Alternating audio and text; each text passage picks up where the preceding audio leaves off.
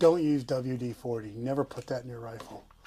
Other option is a lubricant oil. Anything to break the carbon off. I want to make sure I get this.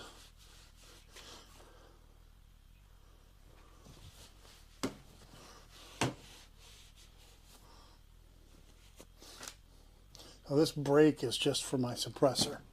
I don't